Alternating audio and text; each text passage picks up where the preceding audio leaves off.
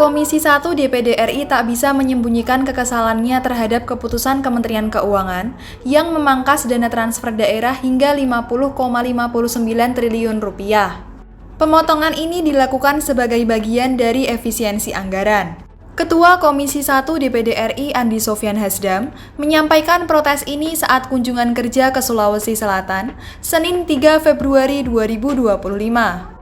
Ya kita mau gimana lagi, kita baru tahu setelah aturan ditetapkan, ujarnya dengan nada kecewa. Menurut Sofyan, pemangkasan ini melanggar aturan.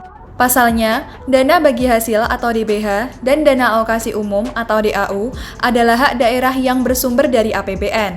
DBH digunakan untuk membiayai infrastruktur, sementara DAU umumnya untuk gaji pegawai. Ini melanggar undang-undang. Kami sedang perjuangkan agar tidak dipotong. Ini hak daerah, nggak boleh dikurangi. Cuma sekarang belum ada yang protes karena kepala daerahnya belum dilantik, tegasnya. Pada 2025, Sulawesi Selatan mendapatkan 52,44 triliun rupiah dari APBN. Namun, jumlah ini turun drastis 19,64 triliun rupiah atau sekitar 14,49%.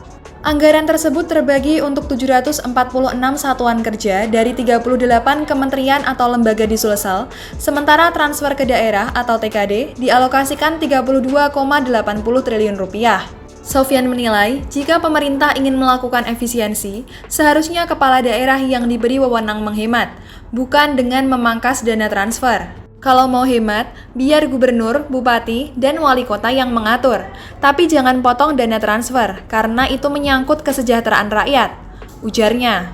Sebelumnya, Presiden Prabowo Subianto menginstruksikan kementerian, lembaga, dan Pemda untuk melakukan efisiensi anggaran hingga 306,69 triliun rupiah.